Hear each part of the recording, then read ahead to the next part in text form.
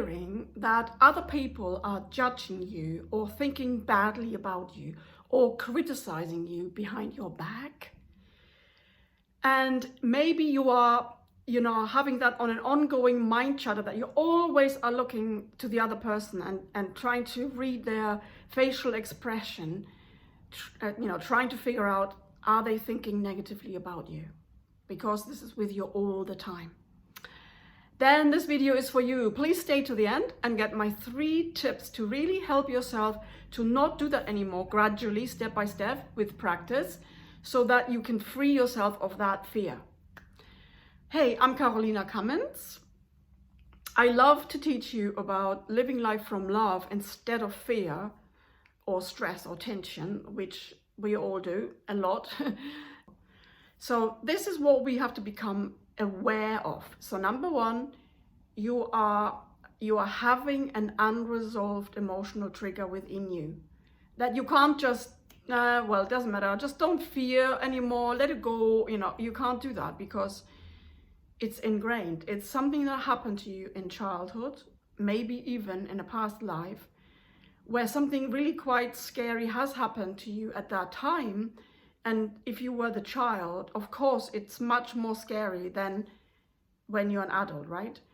And the inner child has not had the time, the attention and the love to be listened to. She has not said how she felt, what she thought was going on, and she has not been able to resolve that issue back then. And that's really the very first step that you need to do in order to heal that constant fear within you, that, or maybe the reactive trigger that you might have when other people are sort of implying, even just implying, that you might be wrong or stupid or whatever. What's going on here is actually a gift. It's actually a blessing. When you get triggered, when you have fear coming up, it shows you, life shows you, the circumstances show you that there is something in you that's not coming from love. It's coming from fear. And as long as you have that, you will constantly react. You will feel tense, you will feel tight, you will feel scared, you will feel anxious. And having that sort of fear within you can actually make you ill in the long run. It's like a dis-ease already, right? You are at dis-ease. And the more you are perpetuating that, you are creating eventually, within decades, you are creating dis-ease in your body. That's how strong fear can be, because it's an alien in our body. We are meant to be living from love and peace and joy. We're meant to be at peace and content. Most of the time, of course not always, because we are emotional beings and we will have emotions. But when emotions come up, they are meant to be resolved there and then, not decades later. So that's the very first step to actually become aware of, realize. A lot of people don't even realize that there is something within me that needs to be resolved when I feel triggered. It looks like the other person is making you feel that way. It looks like the other person is making you powerless or feeling dumb, feeling rejected, humiliated. But in truth, that emotion, that strong emotion, can only come from within you, from a belief that says, for instance, I am not worthy, I am unloved, I'm not wanted, I'm bad, I'm wrong, So these are the sort of general beliefs that we all have somewhere, and it's those beliefs that are changing or creating our realities. So as long as we keep on perpetuating the unconscious belief that I'm wrong, you will see in the outside world scenarios that prove to you your belief. And a trigger comes up, okay, there we go again. Lucy, they are telling me I'm wrong.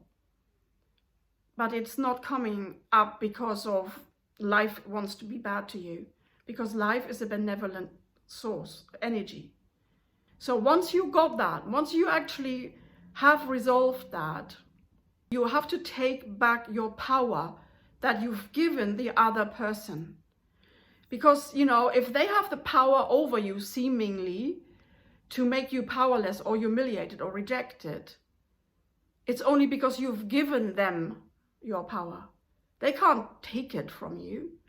They can't, they're not putting you at gunpoint. You are going to give me your power now. You see? No. So it feels that way because we've always done that, because we've not investigated, hey, is this actually true that I am powerless here? Is this actually true that I am rejected? And have they got the power to reject me? Have they got the power to tell me who I am, what I am, if I'm right or wrong, if what I'm doing is stupid or whatever? No, they don't. They are only coming from their perception.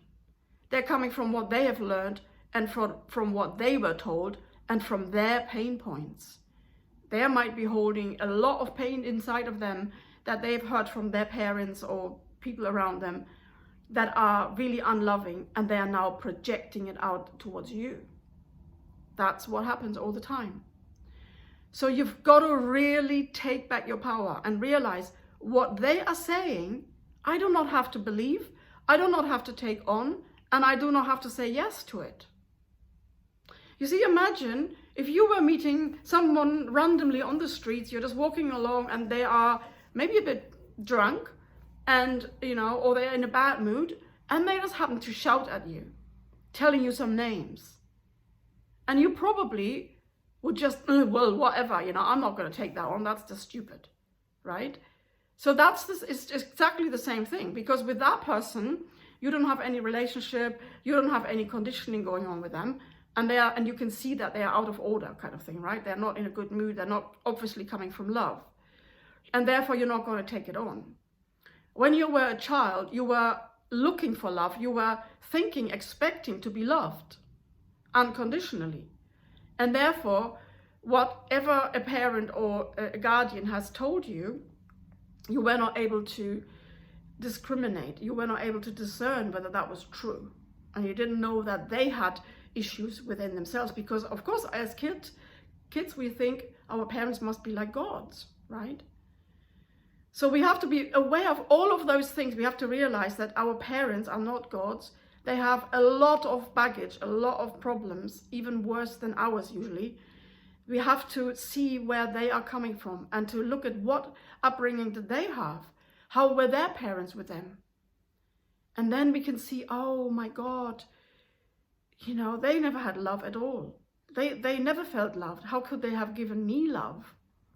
So that's a very important aspect here. And then when you see that, and you're realizing that you've given your power to them, to their judgment that comes from, again, unloving judgments. So then, hopefully you will see immediately, I'm not going to give them any power anymore at all. And take it back and decide, I can see who they are, where they've come from, I can see their pains, and I'm not giving them my power anymore. And when you can do that, that's step 2. Now, step 3 then is to fully back yourself with your own love. To back yourself with what you want to believe about yourself and what you want to think about yourself. That's the most empowering step.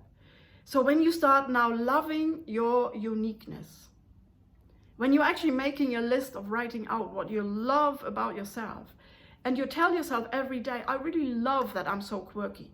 I love my weirdness.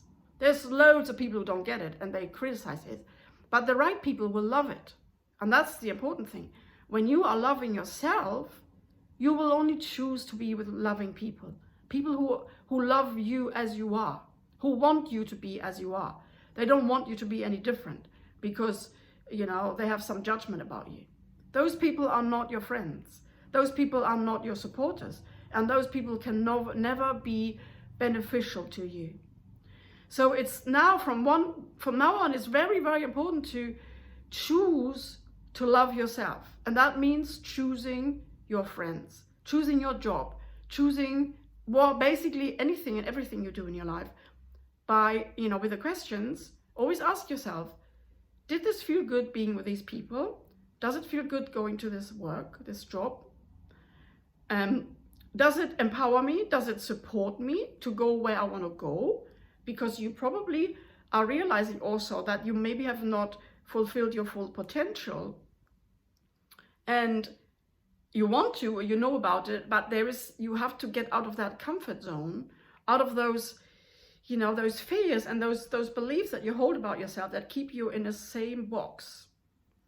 And by now doing this work, by looking at, you know, what do I actually love doing with my life? And what am I good at? What do I love giving? What do I love to offer as a service, or, you know, just to help others? And when you then do that, you are then loving yourself. And that's when you're living from love, when you're loving yourself in all ways, in all areas of your life. Do you see? So step number 1 again is to actually realize that nobody can make you feel anything, that the pain, the trigger is coming from within yourself. It's usually a belief from childhood or past life that is not true, and it needs to be resolved and healed. And step 2 is to take back your power, to no longer give your power to any people who are maybe criticizing you, who you have let yourself be criticized by, and to realize that they're just doing that because they are unhealed and they have got unresolved emotions.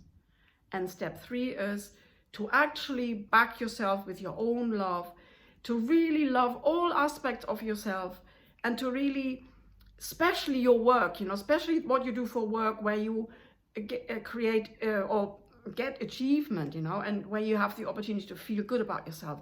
That's the most important thing, that you can actually feel a sense of achievement. You can feel that you bring value. You can be, you know, loving of your achievements. You feel, oh wow, I just so love what I offer here, and I love seeing the results people are getting, or you know, the enjoyment that people have with your products, and you know, so that's very, very important. It's a key part in your life, but that can only come when you're loving yourself. That's the first step. Please let me know if you like this. Please let me know by giving me a thumbs up. If you want to hear more tips and practices and tools that can help you to have more harmonious, loving relationships, and most of all, that help you to love yourself, then subscribe to my channel and ask your questions. Please, I would love to hear from you so I can make videos about, you know, your issue. Okay, lots of love to you. Don't forget, love yourself. Until next time, bye for now.